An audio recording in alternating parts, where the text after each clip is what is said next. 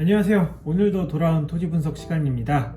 오늘 바라볼 토지는 사당동 19-8번지이고요. 마찬가지로 지난 영상에 댓글로 이 토지를 신청해 주신 분이 계세요. 그래서 그분의 요청사항에 따라서 한번 오늘도 분석을 해보도록 하겠습니다. 자, 19-8번지 조금 크게 한번 볼까요? 크게 보면 지금 이수역이랑 사당역 사이에 있는 필지이고 옆에 초등학교가 하나 있네요. 초등학교가 있으면 아무래도 분양 같은데 좀 유리한 게 있기는 합니다. 바로 가까이 있기 때문에. 그리고 여기서 그다지 멀지 않은 것 같습니다. 지금 한번 살짝 재보면 이수역까지는 5분 걸리는 걸로 나오고요. 사당역까지는 8분 걸리는 걸로 나오고 있습니다. 근데 아마 제일 중요한 거는 사실 버스도 제일 중요하거든요. 버스까지는 뭐 금방 갑니다. 더군다나 중앙차선 버스이기 때문에 파란 버스가 많이 다니면서 서울 여기저기 다니기 딱 좋은 것 같아요.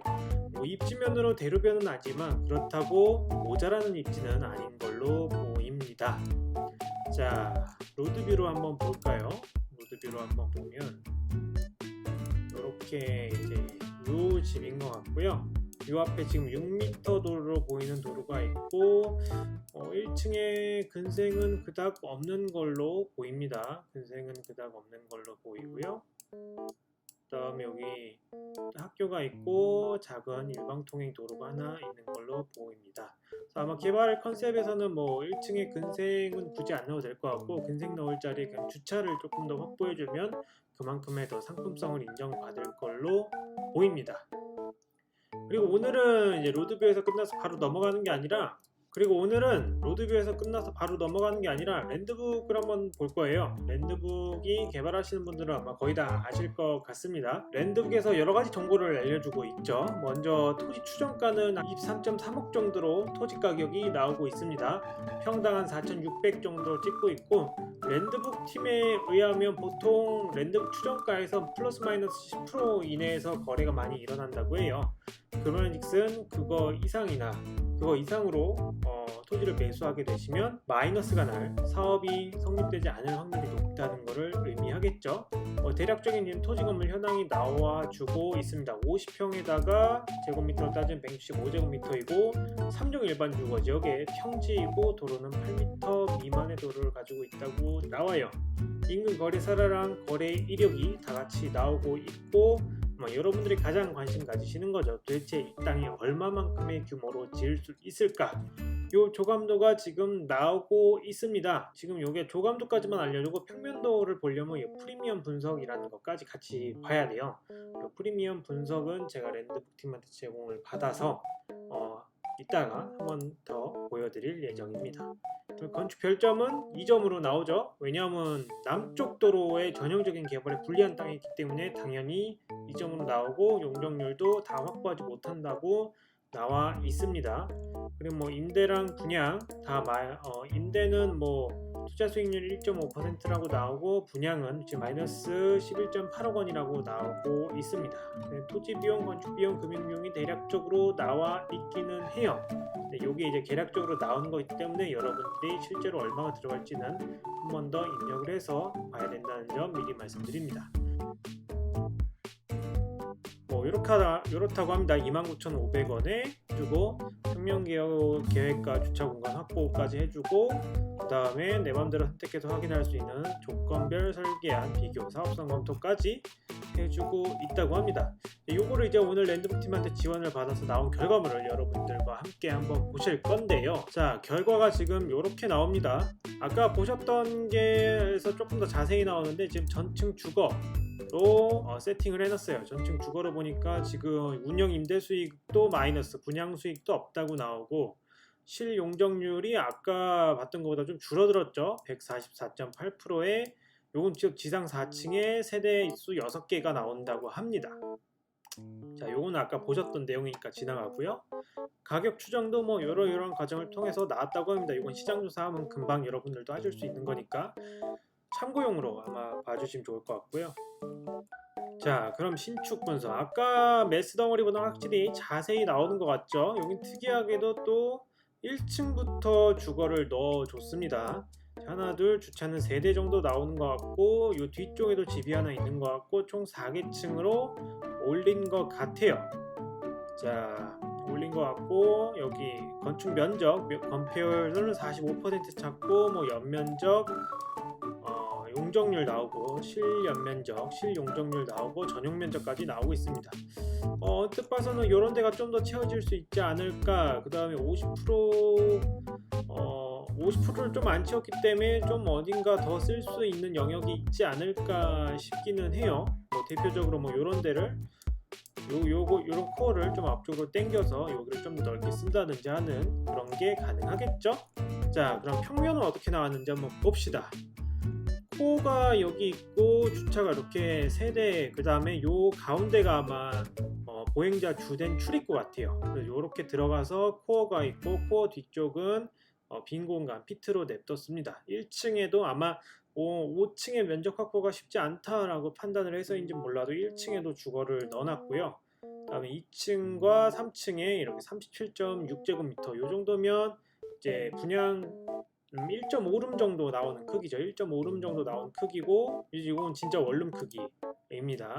그 다음에 4층으로 가게 되면 이제 작은 원룸 하나 나오고 이쪽에 3층에 있었던 요 테라스 요 정도 면적이 이제 테라스로 나오겠죠.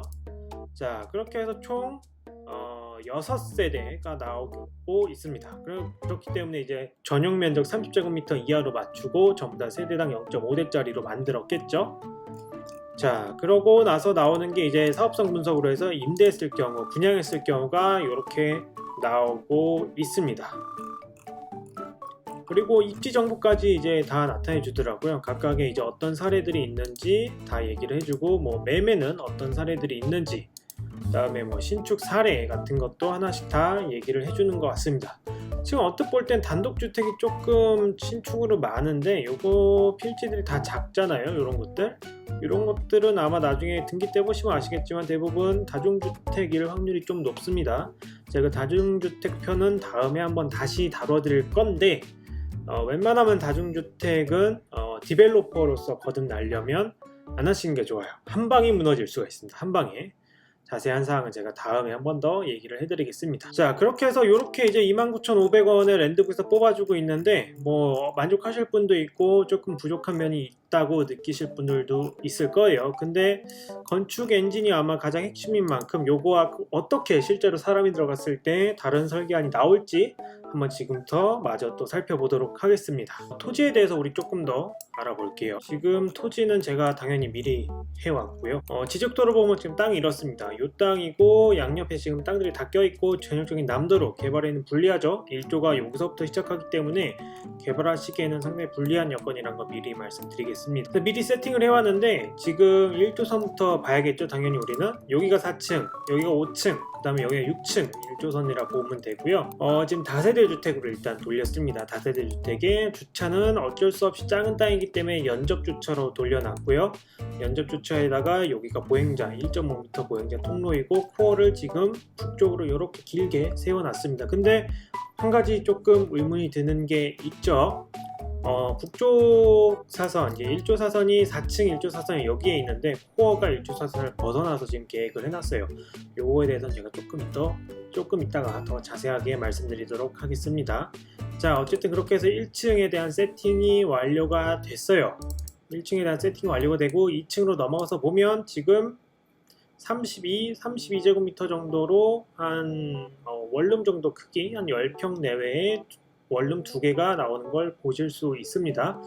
이 정도이면 불량 원룸이 가능하기는 한데 불량 원룸으로 하게 되면 칸막이 벽은 턱코어나 그런 거보다는 유리 칸막이 같은 게 훨씬 더 나으세요. 왜냐하면 10평이 그리 큰 면적이 아니기 때문에 이게 막기보다는 훨씬 더 뚫는 게 훨씬 더 집을 넓게 해보일 수 있는 방안이기는 합니다. 3층도 당연히 똑같이 나오겠죠. 3층도 당연히 똑같이 나오고 4층으로 올라가면 이제 이런 모습이 나와요. 이게 어떤 모습인지 잘 상상이 안 가실 수도 있는데 3D로 보면 이렇습니다. 지금 3층에서 4층을 이렇게 올라오면 이제 내부가 아니라 외부로 바뀌는 거예요. 외부로 바뀌면서 이제 여기 테라스를 통해서 5층으로 올라가는 계단이 나오는 거죠. 아까 제가 초반에 말씀드렸던 1조 사선을 침범해 있는 코어 형태이기 때문에 지금 이런 형상이 나오는 거예요. 그러면 왜 보통 하던 것처럼 안 했냐? 그럼 이제 코어를 지금 돌려서 가로로 이렇게 해야 되는 상황이 오는데, 그러면 주차가 2대밖에 안 들어가는 일이 벌어져요. 그렇기 때문에 제가 무리를 해서라도 이렇게 1조 사선을 침범하면서 계단을 외부로 빼면서 한 거죠. 요게 어쩔 수 없을 때는 할 수밖에 없어요. 너무 작은 땅에서 1조가 치고 들어올 때는 평면의 합리성, 세대별 평면의 합리성을 살리기 위해서는 계단을 외부로 빼면서 고층부 계단도 한번 돌리는 이런 액션이 한번 취해져야지만 세대 내 평면이 상품성 있게 나올 수가 있습니다. 그게 아니면 세대 내 전용 면적 확보도 좀 어려워지는 경우가 많아요. 지금까지 경우로 볼 때. 이걸 다시 그래서 평면으로 보시면 해서 올라온 다음에 5층으로 올라가기 위해서는 계단을 한번 꺾었습니다. 그리고 엘리베이터는 5층 면적의 가용성을 위해서 4층까지만 설치하는 걸로 했어요. 왜냐하면 계단도 여기로 가고 엘리베이터도 일로 오면 또 이 앞이 다 복도로 날아가기 때문에 조금 더 면적을 얻기 위해 그렇게 했고요. 지금 엘리베이터를 5층까지 올린다면 여기도 지금 면적이 날아가고 여기 앞에 부분도 날아가야 돼요. 이 두 개를 이어줘야 되기 때문에. 그렇기 때문에 엘리베이터는 4층까지만 하고 4층에서 5층으로 올라오는 계단은 여기를 통해서 올라오면 됩니다. 하나 팁을 좀 말씀드리자면, 위층의 바닥 면적이 200제곱미터 이하이면 보통 이게 1200짜리 계단이거든요. 이 1200짜리 계단을 할 필요는 없습니다. 600 이상만 주면 돼요. 근데 600계단은 너무 폭이 좁기 때문에 보통 한 900, 800 정도로 하면 됩니다. 근데 이게 말 그대로 법에 이런 내용이 있기는 한데 허가건이라면 공무원과 충분히 협의해서 넘어갈 수도 있긴 한데, 건축 심의로 걸려있는 건이라고 한다면 요거는 심의위원들이 절대 봐주지는 않을 거예요. 저도 한번 트라이 했다가 빠꾸막은 기억이 있기 때문에 여러분들께 한번 말씀을 드리는 겁니다. 어쨌든 그래서 5층으로 올라오는 계단은 여기로 뺐다라는 거 하나 말씀드리고, 그 다음에 여기에 엘리베이터 있죠? 엘리베이터 피트는 지금 사용을 못해요. 이게 어느 부분이 있냐면, 아까 엘리베이터가 4층까지만 간다고 했기 때문에 엘리베이터 기계가 들어있는 여기가 부득이하게 튀어 올라오게 됩니다. 근데 여기는 이게 장애인 엘리베이터이기 때문에 여기에 건폐율도 빠져있고 용적률도 빠져있거든요. 그렇기 때문에 여기는 사용하지 못하는 공간으로 아마 될 거예요. 그거 한번 염두에 두셨으면 좋겠습니다. 자, 이렇게 해서 그러면 지금 2층에 2층에 원룸 2개, 3층에도 원룸 2개, 4층에도 원룸 하나, 5층에 원룸 하나, 이렇게 들어가죠. 이렇게 들어갔기 때문에 총 원룸이 6개 들어가고 주차는 4대가 들어가기 때문에 주차 한 대는 지금 여유가 있는 상황입니다. 3대만 있으면 되죠. 원룸 같은 경우 지금 요게 실사용 32이고 전용으로 하면 30 이하로 떨어뜨릴 수 있거든요. 충분히. 그렇기 때문에 세대당 0.5대짜리 주차로 만들 수가 있습니다. 따라서 총 3대의 법정 주차가 필요하고 한 대 보너스 더 넣었다 라고 생각해 보시면 될 것 같고, 여기는 법정 외주차로 아마 쓰실 수는 있을 것 같아요. 여기 이제 보행자 통로랑 겹치기는 하는데 사람 없을 때는 왔다 갔다 할 수 있으니까 실질적으로는 5대 정도까지 가능하다, 이렇게 보시면 될 것 같습니다. 그리고 이게 지금 이쪽이 실질적으로 이제 외부이거든요. 계획적으로는 이렇게 하면 되긴 되는데 뭐가 이제 걸리냐 하면 단열이랑 물에 관련해서 한번 보셔야 돼요. 그 중에서 단열에 대해서 좀 먼저 말씀을 드릴 건데, 눈썰미 좋으신 분이라면 이미 아마 아셨을 겁니다. 이상한 게 이게 단열재 표시거든요. 단열재가 건물 안쪽, 실내 쪽에도 들어와 있죠. 보통 빌라는 외단열이 기본입니다. 단열재가 벽체의 바깥쪽에 있어요. 외단열. 이 외단열과 내단열에 대해서 제가 나중에 한번 다시 정리를 해드릴 겁니다. 외단열인데 여기는 지금 여기가 외기와 직접 접해 있고 그 밑에 있는 것도 외기와 직접 되어 있기 때문에 여기는 외기라고 보면 돼요. 찬바람이 쉥쉥 왔다 갔다 거리는 것이죠. 그렇기 때문에 안쪽에도 단열을 보강을 해줘야 됩니다. 똑같이. 근데 단열을 보강하면 한다고 할 수 있는데, 문제는 면적이 요만큼 있던 거를 원래라면 이 단열재만큼 면적을 더 쓸 수 있는 거를 못 쓰게 되는 거죠. 그만큼 면적 손실이 있고, 요 내단열 같은 경우에는 굉장히 조심하셔야 되는 게 몇 가지가 있어요. 내단열을 일단 제대로 시공할 줄 아는 곳이 빌라 시공업 쪽에서는 아마 거의 없을 겁니다. 내단열은 외단열과 다르게 굉장히 고려해야 되는 게 한 가지가 더 있어요. 그게 바로 습도와 관련이 있기 때문에 내단열을 할 때는 굉장히 주의해야 됩니다. 아파트는 다 내단열이죠. 아파트는 이제 대형 시공사들이 많이 하기 때문에 내단열에 대한 노하우가 어느 정도 축적이 되어 있는 반면 빌라 시장은 그게 없기 때문에 주의를 하셔야 돼요.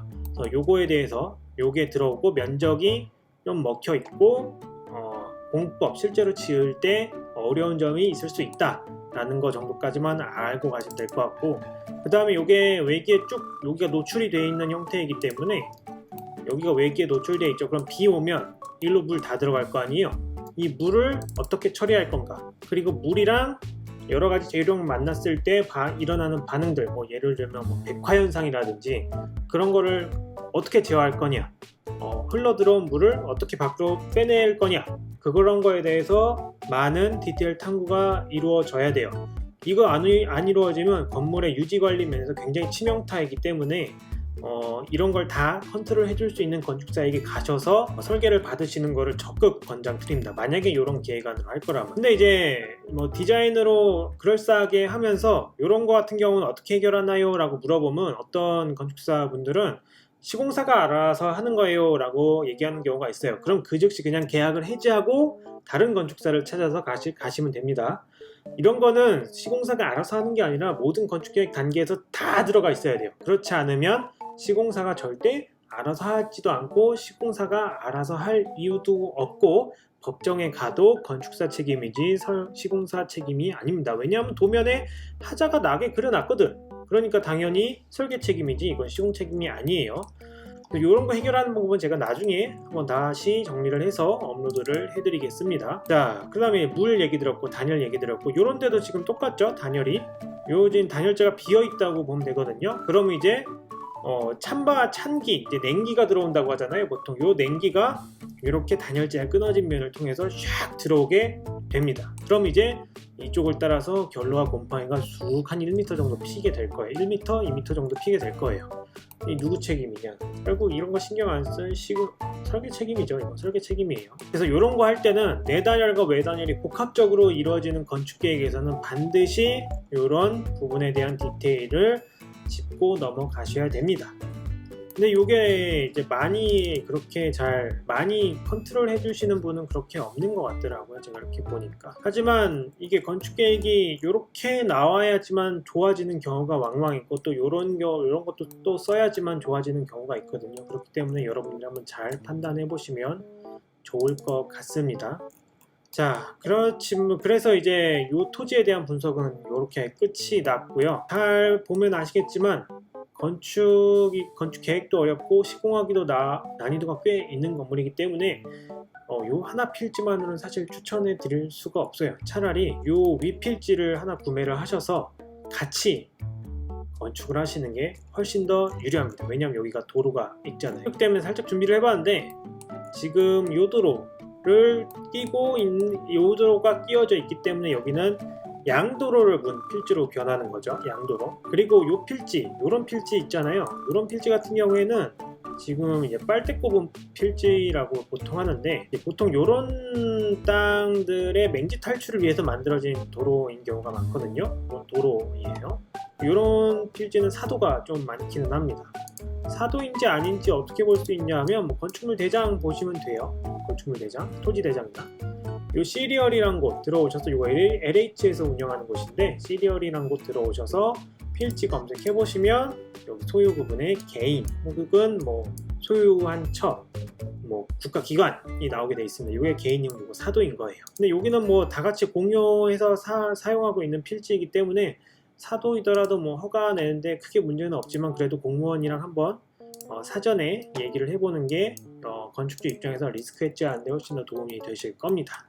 자, 그렇게 해서 여기를 도로로 쓴다고 하면 어떤 모양이 나올 수 있느냐를 보니까 이거 다 합치면 300제곱미터 정도 되더라고요. 300제곱미터니까 여기 건폐율 50% 하면 150제곱미터를 앉힐 수 있고, 150제곱미터는 대략 요 정도입니다.